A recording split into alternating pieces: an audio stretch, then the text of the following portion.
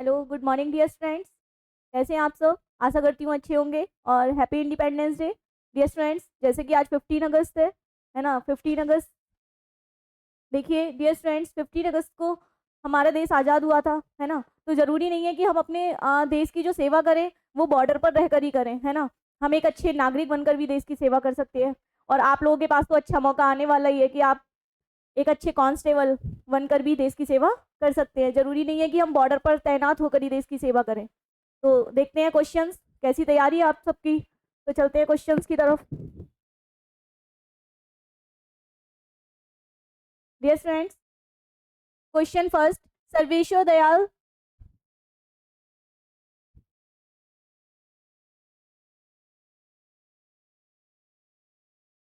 Dear friends, Sarveshwar Dayal Saxena ji हैं ये।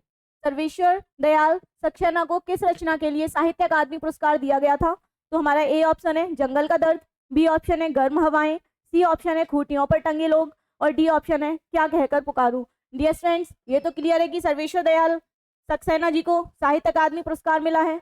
अब किस रचना के लिए मिला है? तो dear friends, right option D होगा, सी होगा, बी होगा या फिर ए होगा। डियर फ्रेंड्स, सर्वेश्वर दयाल शर्मा जी की जो बहुत ही फेमस रचना है वो है खूंटियों पर टंगे लोग। और खूंटियों पर टंगे लोग के लिए ही सर्वेश्वर दयाल सक्सेना जी को साहित्य अकादमी पुरस्कार दिया गया था।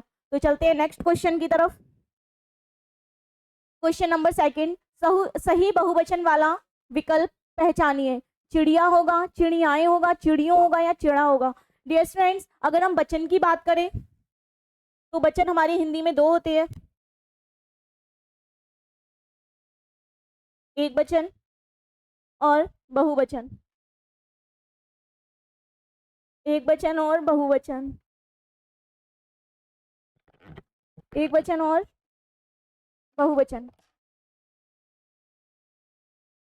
डियर फ्रेंड्स, हमारे संस्कृत में वचन तीन होते हैं, लेकिन हिंदी में कितने होते हैं डियर फ्रेंड्स? दो। हिंदी में दो वचन होते हैं, एक वचन और बहुवचन। तो आपको सही विकल्प पहचानना है। चिड़िया होगा, चिड़ियाएं होगा, चिड़ियों होगा या चिड़ा होगा। डियर फ्रेंड्स, राइट ऑप्शन है option number A.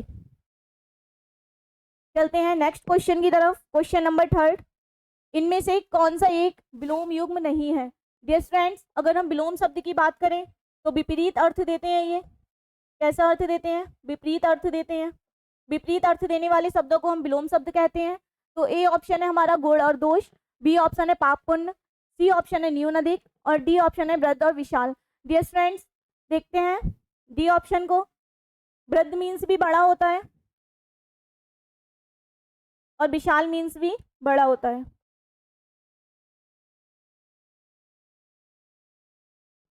C option न्यून मीन्स कम होता है और अधिक मीन्स ज्यादा।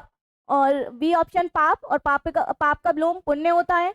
ए ऑप्शन गुण, और गुण का विलोम दोष होता है। तो डियर फ्रेंड्स, ए ऑप्शन भी हमारा ठीक है, तो ए ऑप्शन नहीं होगा क्योंकि नहीं पूछा है। बी ऑप्शन करेक्ट है तो ये भी नहीं होगा। सी ऑप्शन करेक्ट है, विलोम है, तो ये भी नहीं होगा। तो right option option number D. चलते हैं नेक्स्ट क्वेश्चन की तरफ। Question number 4। निम्नलिखित वाक्य का शुद्ध पद क्रम होगा। डियर फ्रेंड्स, जो वाक्य होते हैं वो हमारे शब्दों का समूह है। किसका समूह है डियर फ्रेंड्स? शब्दों का। शब्दों का सार्थक। शब्दों का सार्थक समूह। डियर फ्रेंड्स, वाक्य की बात करें तो अर्थ के आधार पर 8 होते हैं।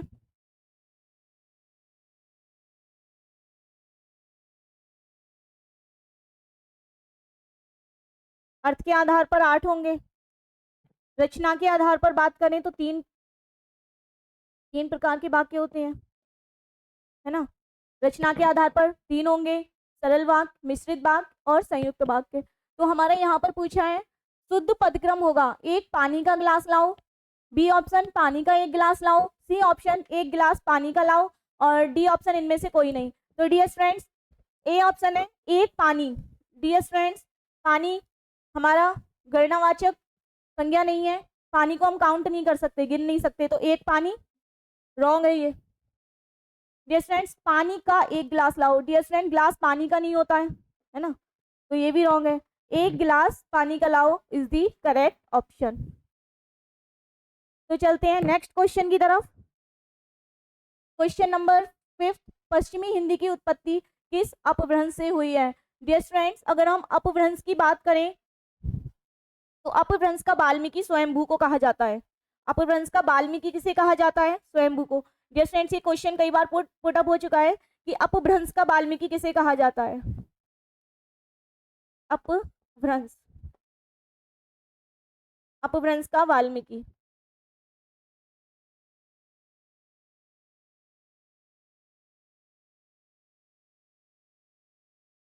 डियर स्टूडेंट्स, अगर हम अपभ्रंश के वाल्मीकि की बात करें तो स्वयंभू को कहा जाता है। किसे कहा जाता है डियर स्टूडेंट्स? स्वयंभू को। अपभ्रंश का वाल्मीकि किसे कहा जाता है? स्वयंभू को। लेकिन यहाँ पर पूछा है पश्चिमी हिंदी।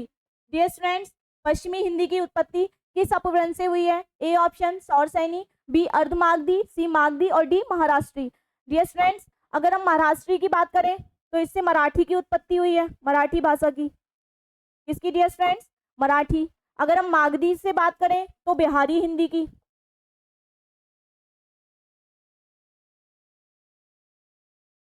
अगर हम अर्धमागधी की बात करें तो पूर्वी हिंदी की उत्पत्ति हुई है, पूर्वी हिंदी।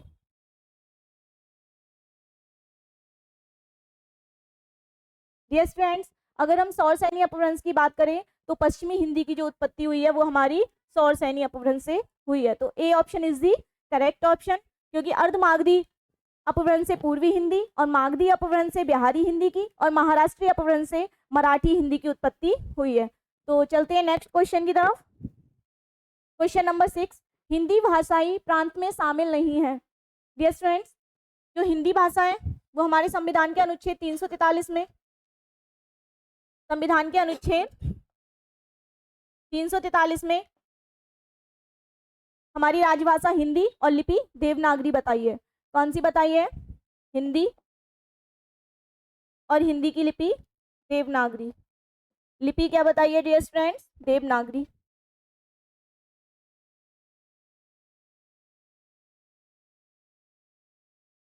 अगर हम हिंदी दिवस की बात करें तो हम 14 सितंबर को हिंदी दिवस मनाते हैं, 14 सितंबर को।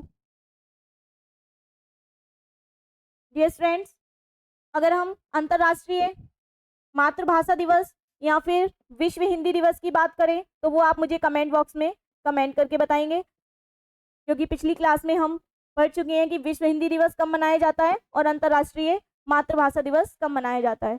तो डियर स्टूडेंट्स, क्वेश्चन है हमारा हिंदी भाषाई प्रांत में शामिल नहीं है। A option Bihar, B Uttar Pradesh, C option A व बी दोनों और D option Punjab. Dear students, Punjab राज्य की भाषा पंजाबी है। डियर स्टूडेंट्स, बिहार और उत्तर प्रदेश में हिंदी भाषा बोली जाती है, तो सी is the correct option, A व बी दोनों। चलते हैं नेक्स्ट क्वेश्चन की तरफ। हिंदी भाषाई प्रांत में शामिल नहीं है, तो हमारा ऑप्शन डी शामिल नहीं है।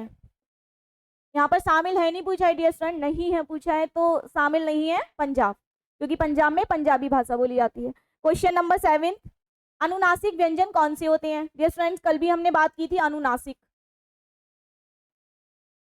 अनु प्लस नासिक, अनु प्लस नासिक।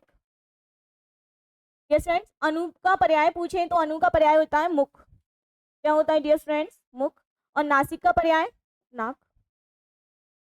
तो वे शब्द या वे वर्ण या वे व्यंजन जिनको बोलते समय मुख और नाक दोनों से ध्वनि निकले, दोनों से बात जाए, वो हमारे अनुनासिक कहलाते हैं। तो ऑप्शन देखते हैं, वर्ग के प्रथमाक्षर, वर्ग के द्वितीयाक्षर, वर्ग के चतुर्थाक्षर और वर्ग के पंचमाक्षर। डियर स्टूडेंट्स, अब वर्ग की बात करें, वर्ग क्या होते हैं? डियर स्टूडेंट्स, हमारी हिंदी में जो स्पर्श व्यंजन होते हैं वो टोटल 25 होते हैं। कितने होते हैं टोटल? 25। अब इन 25 व्यंजन को हमने 5 वर्ग में डिवाइड करा है।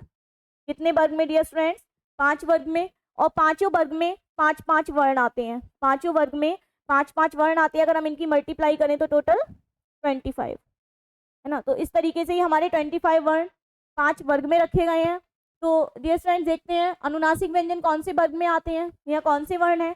तो राइट ऑप्शन होगा हमारा वर्ग के पंचमाक्षर। वर्ग के पंचमाक्षर हमारे अनुनासिक व्यंजन होंगे। देख लेते हैं कौन कौन से होंगे अनुनासिक। रा होगा, वहाँ होगा, ना होगा, माँ होगा और ला होगा। डियर फ्रेंड्स, ये 5 वर्ण हमारे अनुनासिक व्यंजन है। कौन सी व्यंजन है डियर फ्रेंड्स? अनुनासिक व्यंजन है। चलते हैं नेक्स्ट क्वेश्चन की तरफ। क्वेश्चन नंबर 8 अपील शब्द है। डियर फ्रेंड्स, अपील शब्द है। ए ऑप्शन तत्सम, बी तद्भव, सी देशज और डी विदेशज। डियर फ्रेंड, तत्सम की अगर हम बात करें तो अगर हम इनका संधि करें तो तत् प्लस सम, तत् प्लस सम। तद्भव की अगर संधि करें तो तत् प्लस भव, तत् प्लस भव। डियर फ्रेंड्स, तत् और सम मीन्स समान, मतलब जो संस्कृत भाषा के थे और संस्कृत भाषा से जैसे कि तैसे हमारी हिंदी भाषा में प्रयोग होने लगे। अगर हम तद्भव की बात करें तो तद्भव का अर्थ होता है उसके जैसा। कैसा डियर फ्रेंड्स? उसके जैसा। मतलब ये थे तो संस्कृत के, लेकिन संस्कृत से होते होते ये प्राचीन हिंदी में आए, है ना। फिर उसके बाद चेंज होते हुए ये अब हमारी हिंदी में, हिंदी के रूप में उपयोग होने लगे। तद्भव अब किस भाषा में उपयोग होते हैं? ये हिंदी भाषा में। जैसे आंसू, आंसू क्या है हमारा? तद्भव शब्द है। अगर हम आंसू के तत्सम की बात करें तो अश्रु, क्या हो जाएगा डियर फ्रेंड्स? अश्रु। तो अश्रु हमारा तत्सम शब्द है और आंसू हमारा तद्भव शब्द है। अब बात करते हैं देशज की। डियर फ्रेंड्स, वे शब्द जिनकी उत्पत्ति हमारे ही देश में हुई है, जिन्हें हमने बाहर से नहीं लिया है, यानी कि जो बाहर से नहीं आए हमारी हिंदी भाषा में। और हम विदेशी की बात करें तो डियर फ्रेंड जैसे अरबी के शब्द हैं, फारसी के शब्द हैं, तुर्की शब्द हैं, ये सब हमारे विदेशी शब्द हैं। कैसे शब्द कहलाएंगे? विदेशी शब्द। अगर हम देशज शब्द की बात करें तो लोटा, है ना, थैला, ये सब हमारे कैसे शब्द हैं डियर फ्रेंड्स? देशज शब्द हैं। और विदेशी शब्द हमारे हो जाएंगे जैसे हॉस्पिटल,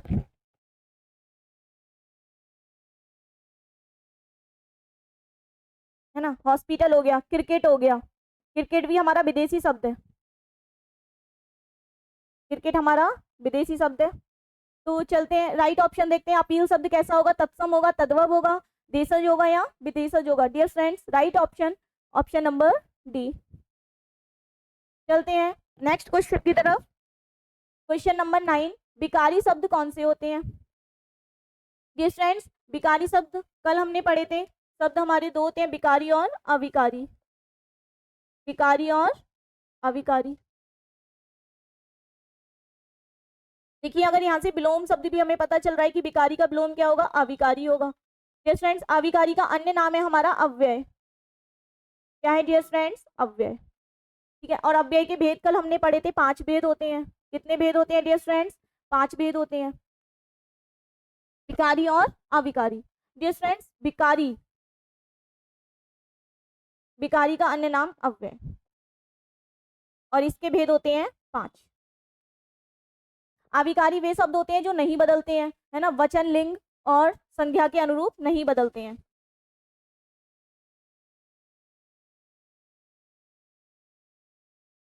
और विकारी वे शब्द होते हैं जो बदल जाते हैं।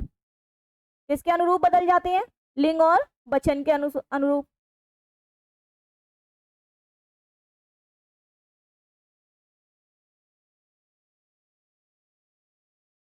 जैसे एक एग्जाम्पल ले लेते हैं, लड़का पढ़ रहा है ना, और नेक्स्ट एग्जाम्पल लिया हमने, लड़की पढ़ रही है ना। तो रहा रही लिंग के अनुसार हमारा बदल गया। जैसे लड़का हमारा यहाँ पर पुल्लिंग था और लड़की हमारी स्त्रीलिंग थी। ठीक है, तो यहाँ पर लड़का पढ़ रहा है होगा और यहाँ पर पढ़ रही होगा। क्या होगा डियर फ्रेंड्स? पढ़ रही होगा, है ना। तो वे शब्द जो लिंग और वचन कारक के अनुसार बदल जाते हैं उन्हें हम विकारी शब्द बोलते हैं। तो विकारी शब्द कौन सा होगा? आज होगा, यथा होगा, परंतु होगा या लड़का होगा? डियर फ्रेंड्स, आज, यथा, परंतु हमारे अविकारी शब्द हैं। कैसे शब्द हैं? अविकारी।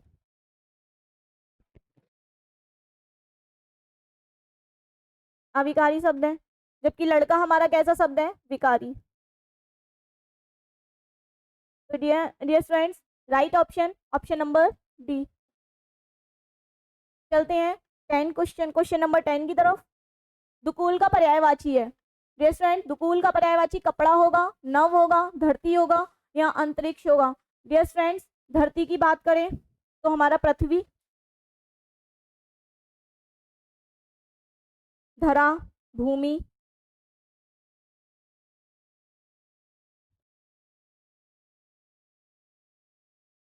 नभ की बात करें तो आकाश का पर्याय है ये। इसका पर्याय है डियर फ्रेंड्स आकाश, नभ, गगन, है ना। डियर फ्रेंड्स जो दुकूल होगा वो हमारे कपड़े का पर्यायवाची होगा। किसका पर्यायवाची होगा? कपड़े का। तो right option, option number A. चलते हैं नेक्स्ट क्वेश्चन की तरफ। क्वेश्चन नंबर 11, उसने परिश्रम तो बहुत किया परंतु सफलता नहीं मिली, परंतु सफलता नहीं मिली। डियर फ्रेंड्स ये वाक्य हमारा सरल वाक्य होगा, संयुक्त वाक्य होगा या फिर मिश्रित वाक्य होगा। डियर फ्रेंड्स अगर हम वाक्य की बात करें तो ये जो हमारे सरल, संयुक्त और मिश्रित वाक्य होते हैं वो रचना के आधार पर होते हैं। किसके आधार पर?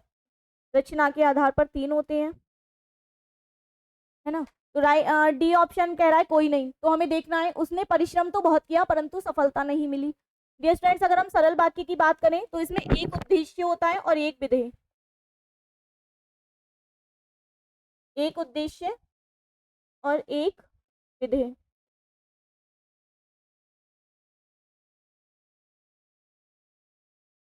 यस फ्रेंड्स अगर हम संयुक्त वाक्य की बात करें तो इसमें 2 सरल वाक्य मिलते हैं। सरल वाक्य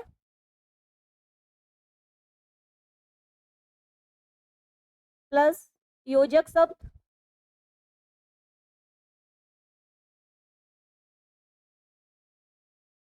प्लस सरल वाक्य, मतलब 2 सरल वाक्य योजक चिन्ह से जुड़े होंगे या योजक शब्द से जुड़े होंगे संयुक्त वाक्य में। अगर हम मिश्रित वाक्य की बात करें तो एक मुख्य वाक्य होता है, मुख्य उपवाक्य, और एक आश्रित होता है मतलब डिपेंडेंट। जैसे हम नाउन क्लॉज पढ़ते हैं उसमें पढ़ते हैं dependent clause, independent clause, same Hindi में भी होता है। मुख्य उपवाक्य होता है और एक आश्रित उपवाक्य।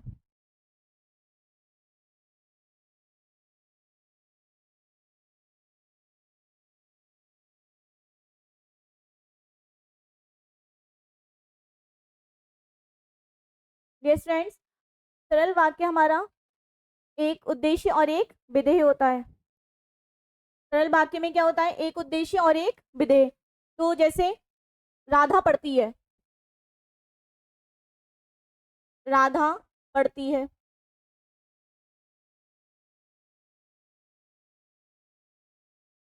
यस फ्रेंड्स इसमें एक उद्देश्य है और एक विधेय है, तो ये हमारा सरल वाक्य है। अगर हम संयुक्त वाक्य की बात करें तो इसमें 2 सरल वाक्य मिलते हैं लेकिन उनका जो अर्थ होता है वो अपने आप में स्वतंत्र होता है, वो एक वाक्य पर निर्भर नहीं होते, है ना। एक वाक्य दूसरे वाक्य पर निर्भर नहीं होता। जैसे राधा स्कूल गई,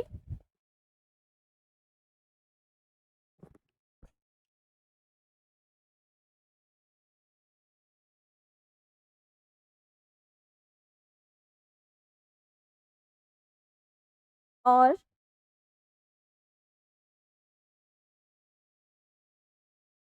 घर वापस आई।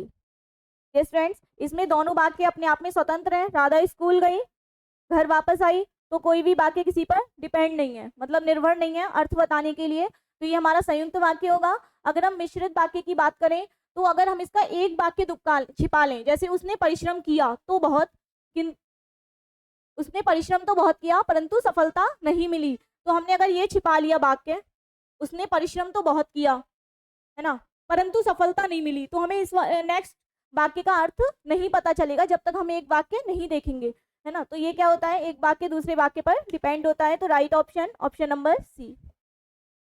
यस फ्रेंड्स एक बार क्वेश्चन नंबर 9 को देखते हैं। विकारी शब्द कौन सा है? तो विकारी शब्द कौन सा है? आज, यथा, परंतु, लड़का। यस फ्रेंड विकारी वे शब्द होते हैं जो बदल जाते हैं। तो राइट ऑप्शन, ऑप्शन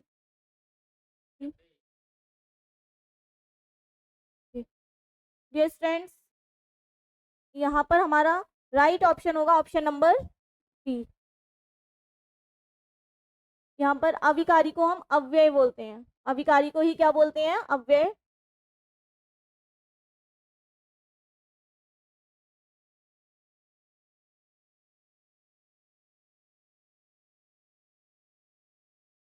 चलते हैं नेक्स्ट क्वेश्चन की तरफ। क्वेश्चन नंबर 12, 11 हो गया था। क्वेश्चन नंबर 12, आपके दर्शन हुए, वाक्य अभिप्राय है, वाक्य से अभिप्राय है।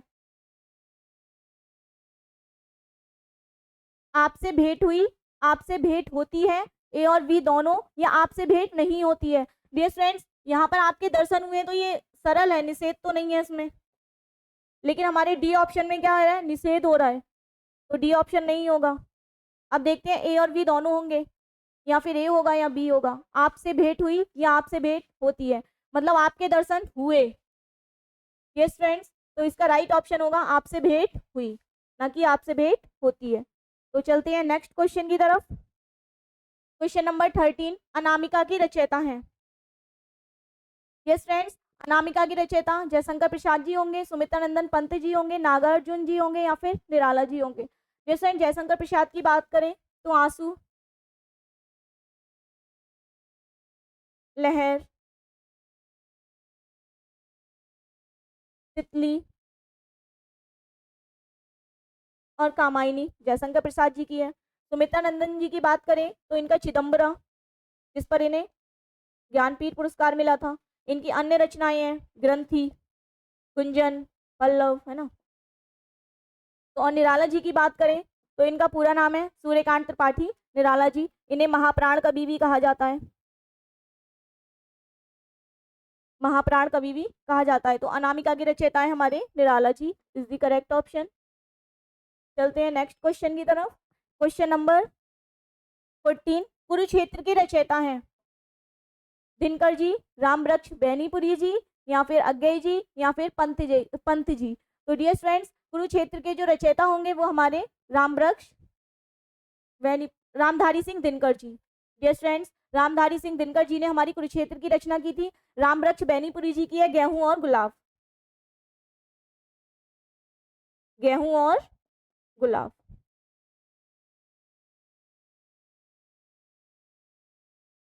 चलते हैं क्वेश्चन नंबर 15 की तरफ। कथा सम्राट किसे कहा जाता है, परीश्वर नाथ रेणु जी को, जैनेन्द्र कुमार को, अज्ञेय जी को, या फिर प्रेमचंद्र जी को। डियर फ्रेंड्स, कथा सम्राट हमारे कहे जाते हैं प्रेमचंद्र जी। प्रेमचंद्र जी को हम क्या कहते हैं, कथा सम्राट। इन्हें कथा सम्राट की उपाधि दी गई थी। इनकी कथाएं या रचनाएं बहुत ही फेमस हैं। चलते हैं नेक्स्ट क्वेश्चन की तरफ। क्वेश्चन नंबर 16, कलम का जादूगर किसे कहा जाता है। डियर स्टूडेंट्स, रामधारी सिंह दिनकर जी, या फिर बेनीपुरी जी, तुलसीदास जी, या सूरदास जी। डियर स्टूडेंट्स, सूरदास जी की बात करें तो सूरसागर, सूरसारावली और साहित्य लहरी। सूरसागर,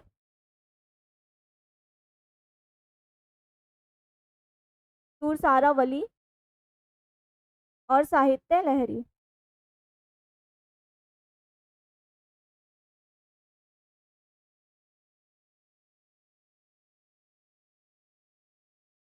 तुलसीदास जी की बात करें तो रामचरितमानस, रामचरितमानस तुलसी जी की एक बहुत ही फेमस रचना है। परवे नारायण, जानकी मंगल, पार्वती मंगल इनकी अन्य रचनाएं हैं। बैनीपुरी जी की अभी हमने देखा गेहूं और गुलाब। तो कलम का जादूगर डियर फ्रेंड्स बैनीपुरी जी को कहा जाता है। Right option, option number B. चलते हैं नेक्स्ट क्वेश्चन की तरफ। क्वेश्चन नंबर 17, प्रकृति के सुकुमार कवि, प्रकृति के सुकुमार कवि किसे कहा जाता है। जयशंकर प्रसाद जी को कहा जाता है, महादेवी वर्मा, निराला, या फिर पंत जी। यस फ्रेंड, जयशंकर प्रसाद जी की रचनाएं अभी हमने देख ली थी, आंसू, लहर, झरना, तितली, कामायनी। महादेवी वर्मा को आधुनिक युग की मीरा कहा जाता है।